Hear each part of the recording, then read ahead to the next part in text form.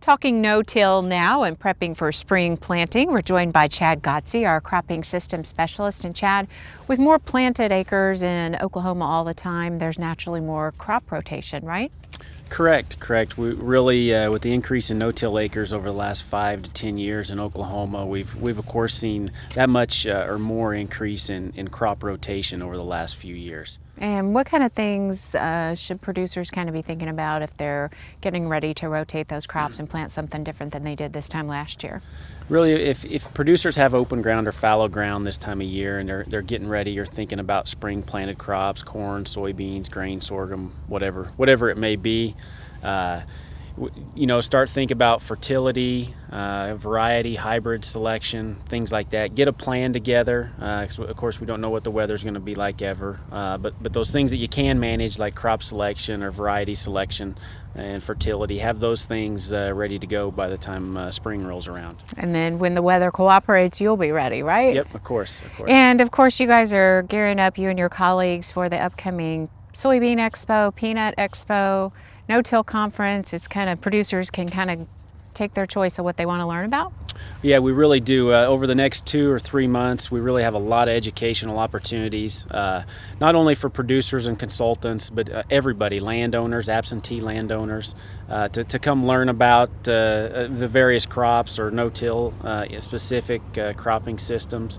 So a lot of educational events out there to take advantage of. Okay, and some of the times they kind of begin in mid-February and then kind of go on into early March? Yeah, the Soybean Expo is the first statewide meeting we have on the schedule here. The next month is the middle of February, and then later in February we have the no-till, 2-day no-till Oklahoma conference in Norman, 2-day event. It's always good speakers, good agenda, and then in the middle of March we have the Peanut Expo.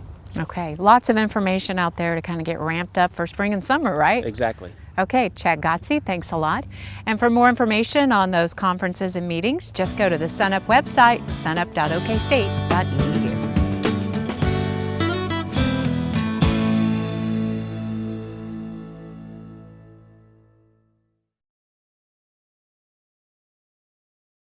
Well, our wheat prospects in the Garfield County area, in particular north central Oklahoma, are much better than they were a year ago at this time. Of course, a year ago at this time we were already several months into a really strong drought.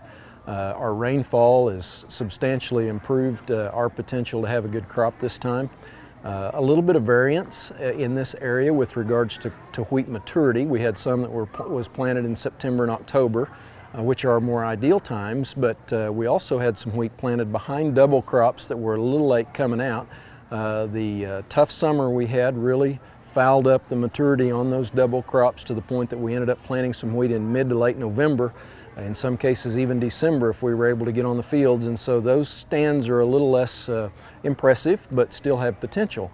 The rainfall we had this fall was perfect for germination and for excellent wheat growth.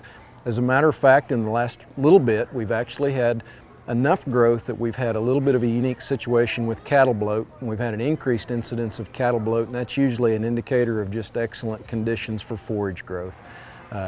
Cattle have been doing extremely well. There's a lot to forage on. Quality is really good. I think because we had the drought we had, we didn't have the crop the year previous that we normally would have and fertilize for.